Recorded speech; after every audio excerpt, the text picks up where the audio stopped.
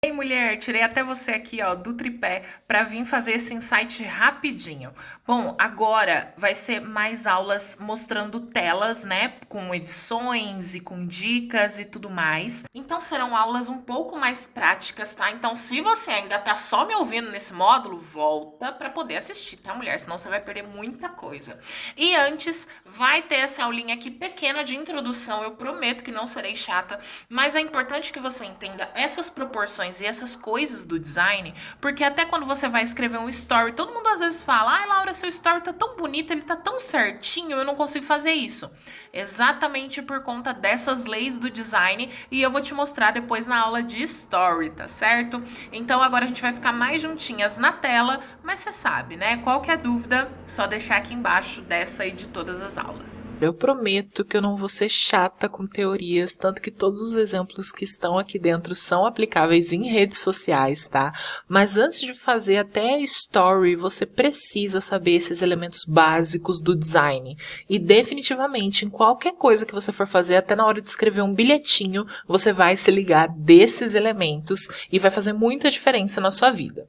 Então, bora lá. Depois, eu vou deixar esse material aqui anexo para você fazer o download aqui embaixo, para você ter sempre no seu celular, ter algo fácil aí, guardado no computador, o que seja, para você não ter que consultar a aula de volta, né? Então, se você estiver meio perdida, você volta no documento que vai estar tudo em ordem. Vamos lá, primeiramente, qual que é a grande essência de um bom design? Hierarquia visual. É ela que vai ficar o que fica bonito, o que fica melhor ou não na hora de a gente consumir, na hora de a gente ver, e ela cria também todos os climas que essas coisas podem envolver. Ela é dividida em princípio e em recurso, e dentro da hierarquia nós temos os princípios e os recursos que são aplicados.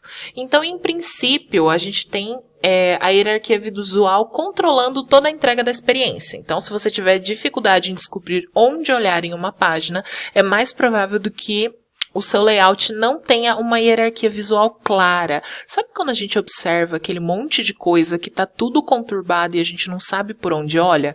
Claro, ela pode ter um motivo, por exemplo, no caso de Stranger Things, que às vezes a gente vê as coisas com as letras de ponta cabeça, ou então misturadas, embaralhadas, e a gente sabe que aquilo é por conta de um conceito. Mas, se você não tem um conceito, se você está aplicando aquilo no seu dia a dia, a hierarquia visual é muito importante, porque é isso que vai determinar se a pessoa vai ficar ou não no seu story, se ela vai curtir ou não o seu conteúdo, se ela vai ler todo o seu post ou se ela vai pular e de repente só curtir por educação, né? Esse contexto a gente tem do grupo Nielsen Norman, mas ele é um ditador principal do design e estão aparecendo várias coisinhas no meu computador e eu peço desculpas. Então, qual que é o recurso base? A distribuição desses elementos, né, na hierarquia. Então, quando você organiza eles e distribui de forma estratégica, você consegue ditar e educar as suas seguidoras, como a gente vai conversar lá nas experiências, né? O design faz parte dessa educação. Então, vamos aqui para esse post que eu fiz aqui, no próprio fundo vermelho, só com texto, do lado direito, para a gente ver onde que a gente olha primeiro. A Dona Aranha subiu pela parede, veio a chuva forte e a derrubou. E cadê o resto? Já passou a chuva e o sol já vem surgindo. E o que tem aqui embaixo? Arroba ignorado, porque quase não aparece, de tão pequenininho. Ó, tô aproximando aqui para vocês verem. Além de ter uma letra fina, aqui a gente tem vários recursos que a gente vai destrinchar agora nos próximos, né? Mas você tá vendo que a frase da Dona Aranha tem mais peso, então o nosso olhar já bate diretamente nele. Depois, em consequência, por proximidade, veio a chuva forte e a derrubou. E depois a gente olha lá para cima. Por quê? Nossa leitura aqui ocidental, ela é de cá para cá, né? Só que, quando a gente tem elementos que influenciam nessa leitura, os nossos olhos buscam primeiro o mais pesado, depois o que vem em sequência e depois os detalhes. E por último, se você for muito detalhista, aí que você olha aqui. Mas, por estar pequeno e por estar sutil, esse normalmente é ignorado. Mas essas outras distribuições, elas são claras ao nosso costume de leitura. Se fosse lá do outro lado, lá no Japão, lá no Oriente, a gente teria a leitura ao contrário, né, dos mangás e tudo mais, tem uns que é de baixo para cima, um negócio bem doido. Mas aqui a gente usa desse tipo de recurso. Então, já fica aí um alerta para você em relação a peso, a tamanho. Então, quando eu falo em peso, né, eu falo aí, por exemplo, você pode notar que a letra da Dona Aranha, ela é a mesma fonte, tudo, só que aqui ela tá em minúscula, aqui ela tá toda em maiúsculo, e aqui ela tá mais pesada, aí aqui ela tá um pouco mais fina, aqui ela tá um pouco espaçada, mas uma coisa vai condizendo com a outra. Então aqui vamos para os elementos principais da hierarquia. Primeiro, o tamanho, né, que é até o que a gente está comentando, as pessoas percebem os elementos maiores com facilidade. Ao olhar nesse post azul aqui, primeiro lugar que bate o nosso olho, na palavra rebote. Não tem jeito. É a primeira coisa que chama a atenção. E isso chama a atenção no feed, na hora da pessoa estar passando, ou qualquer outro elemento onde você vá usar isso. E deixa eu trocar a cor, porque não está com muito contraste, e a gente já vai até ver isso depois. Depois, a palavra efeito vem junto, e aí é por conta tanto do alinhamento como da proximidade que a gente vai ver depois, porque o rebote chamou a atenção para ela, mas antes ela tem um efeito. É quase que na hora da gente formar as frases e aprender aí a língua portuguesa, que uma sentença puxa a outra, uma palavra puxa a outra, o ou, o a, né, no começo, aquela coisa bem do ABC mesmo. Né? Então, o tamanho vai determinar onde as pessoas vão olhar primeiro nas coisas que você coloca. Então, atente-se a isso. Depois, o alinhamento. Você vai ver que na hora de eu comentar sobre stories nas nossas próximas aulas, eu vou falar muito do alinhamento, porque às vezes vocês gostam de fazer um estilo meio tortinho, só que ele sem um objetivo forte, digamos assim. E aqui, por exemplo, no alinhamento, a gente percebe que, mesmo as coisas estando distribuídas, cada uma num cantinho, todas elas se ligam para um alinhamento único, que é esse meinho aqui, certo? Tá? Então, todos os círculos eles estão em volta e selecionados em ponta da estrela. Então, você percebe que tem uma sequência, por mais que tudo esteja meio misturado. E esse ritmo, né, que a gente chama de ritmo também, é uma forma de você trabalhar algo que não quer ser tão quadradinho, né, digamos assim, como um sequencial, que a gente vai até ver nos próximos itens, e trabalhar de uma maneira diferente, mas trazer destaque ainda assim para o que você quer chamar a atenção, que é o título, que é o que está maior, e dando aí um ritmo dentro do seu post e guiando o olhar de quem está consumindo aquele seu conteúdo.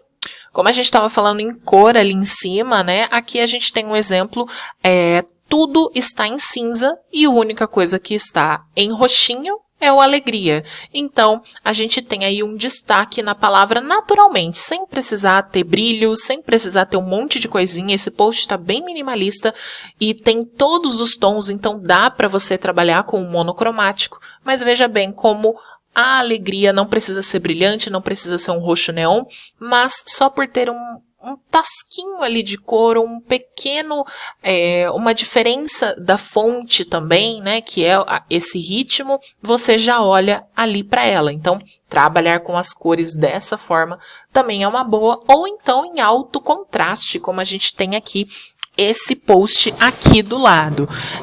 Mas um contraste que dê leitura, né, porque se a gente trabalha aqui com o marrom, por exemplo, ó, deixa eu escrever aqui alguma coisa. Eu vou fazer outros 5 aqui. E vou colocar ele num tom de marrom.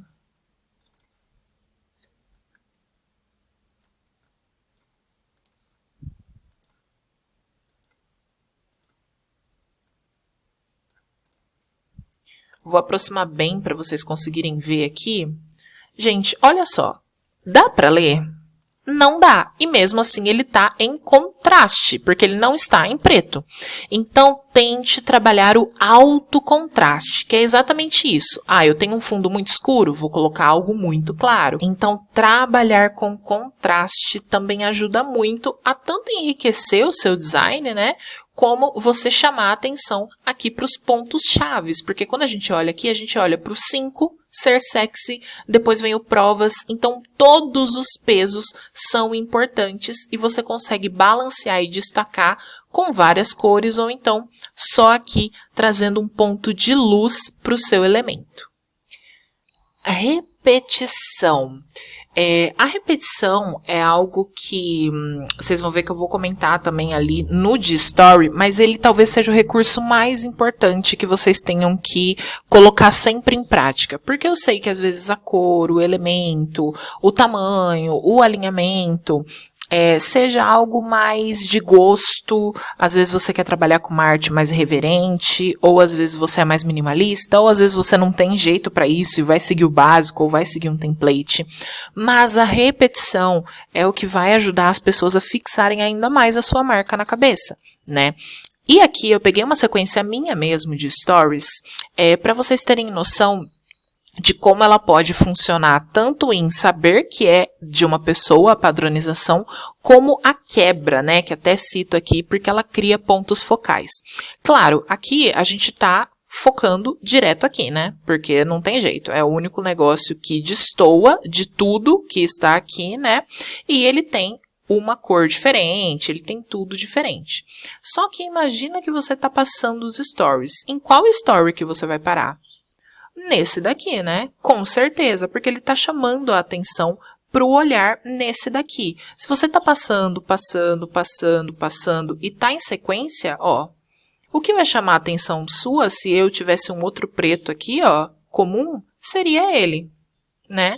Mas, se você tá passando os stories e do nada você vê esse negócio, pá, pulando na sua frente, é exatamente onde você vai ter tanto a estratégia do marketing de chamar mais atenção para essas palavras, e eu tenho até aqui um call to action, né, uma reação aí para você fazer diante desse story, e ele vai chamar muita atenção para o que você está querendo. Ele é também uma estratégia que eu usei aqui nos posts do For, porque, ó, tá vendo? Ele vai, por mais que ele tenha aqui, ó, um desenho, um detalhado e tal, ele segue numa sequência, mas ele chega no final e pá, ele muda completamente. Então, você vê que ele faz parte da sequência, porque ele tem o mesmo estilo, mais ou menos, mas essa repetição e esse pulo, né, fica muito mais evidente ao nosso olhar do que os outros, né? Então, você vê onde tem uma diferença, né? Onde que as coisas gritam mais, né? Como eu sempre costumo falar. Onde que tá gritando mais. E a repetição, ao você usar nos stories para você não ser ignorada, ter o seu engajamento, a sua atenção, a repetição é o que você mais vai usar e o fato de ter uma quebra no meio dessa repetição vai te ajudar muito a chamar a atenção das pessoas. Proximidade é algo também natural e a gente tem aí dos conceitos de português também, né? Aqui você tá vendo que a gente tem 3 parágrafos claramente separados, né? Um pela fonte, o outro pela fonte e o outro pelo fundo. E aqui a gente tem eles próximos, juntinhos, coladinhos, porque eles estão na mesma sequência. Qual que parece mais um livro? Esse daqui, né? Então, na hora de você aplicar o seu conteúdo, sempre que você tiver elementos bem próximos, eles vão falar por si só em continuidade. Agora, se você tiver eles separados, você percebe que aqui, ó, mas as vagas fecharam no dia 1 e tal, ele tem um peso diferente desse daqui. Ele claramente destoa desse texto. E esse daqui, ele acaba se tornando um título. Só queria deixar esse alerta aqui para vocês mesmo. Por quê? Por mais que estejam próximos e em sequência, cada um acaba tendo um peso diferente e a proximidade acaba dizendo menos, que é uma sequência, do que esse daqui. Então, também é algo para vocês se atentarem aí na hora de distribuir as informações. E por que que eu digo isso de distribuição? O espaço em branco também conta muito. Tá vendo que aqui a gente tem a proximidade? Eu peguei esses 2 stories aqui porque eles estão bem parecidos. E esse daqui não parece desabafo de blogueira? exatamente porque é um desabafo de blogueira. Eu tirei um print aí, não foi difícil de achar, né? E ele faz parte desta sequência anterior. Tá vendo como ele faz muito mais sentido na repetição? Aqui, qual daqueles você incluiria? O que tá em fundo preto, né? Porque senão eu teria uma quebra no que eu tô falando. Só que, se eu falar que esse é sequência desse, porque você já entende. Porque ele tem a mesma repetição, mais ou menos o mesmo estilo, ele tem a mesma diagramação, porque tudo isso que eu tô falando para vocês envolve a diagramação, que é o modo como você coloca essa hierarquia, né? E a proximidade fala muito. Só que, tá vendo como faz diferença você ter espaços em branco e a separação de parágrafos do que você ter um negócio desse? É o que eu sempre gosto de comparar. Seus stories parecem mais a Bíblia ou eles parecem um livro de ilustração infantil? Ele deve parecer um livro de ilustração infantil como esse aqui. Tem poucas palavras, é dividido em parágrafo, mesmo que isso acarrete diversos stories, é melhor do que esse daqui, porque conta pra mim qual que você ignora mais. O do lado direito, né? Obviamente, porque ele tá muito lotado aos seus olhos, você tem que parar e às vezes você tem que ampliar e não consegue. E aqui eu usei o mesmo tamanho de letra na hora de escrever, é a mesma fonte, é a mesma cor, só que olha só, como o fundo contrastado muda, como ter os pesos e os tamanhos diferentes mudam, e por não estar tão lotado, você consegue, em sequência, ficar lendo esse, o próximo story, o anterior, e chamando atenção para esse conteúdo, do que simplesmente para esse, que definitivamente, se não for uma polêmica ou um babado muito grande, você não vai ler. E, por fim, textura e estilo, né? Aqui é uma arte feita... E, por fim, textura e estilo. Essa arte feita para mim, ela é para um anúncio. E vejam bem, qual chama mais a sua atenção? Esse que tem as flores, tem esse fundinho aqui, ele tá em degradê, você percebe que ele vai do creme pro branquinho, do que esse que tá apenas liso. Eu sei que às vezes você prefere ele liso, e não, isso não é uma lição. Gente, eu peço desculpa, a gente tá quase terminando essa aula, mas assim, férias e home office às vezes não combinam. Eu não tenho o que fazer com a cachorra da vizinha, tá? Então foca aqui em mim e espero que o áudio não esteja tão ruim. Eu sei que às vezes você prefere ele muito mais liso para não deixar ele brega na questão da textura, mas perceba como aqui os elementos se combinam. Então sempre que você puder, coloque uma texturinha que seja um fundo granuladinho, que seja pequenos pontinhos, uma coisa bem leve, dá para perceber como aqui é leve, mas olha a diferença. A textura ajuda a saltar aos olhos aquela informação colocada. Então, dê preferência para coisinhas com textura, que você vai ver como a sua arte vai ficar muito mais rica e as pessoas vão gostar muito mais daquilo que você faz, que seja num repost de outra pessoa. Ele ajuda a trazer esse ritmo e esse contexto para a sua marca na hora de você replicar esse tipo de conteúdo.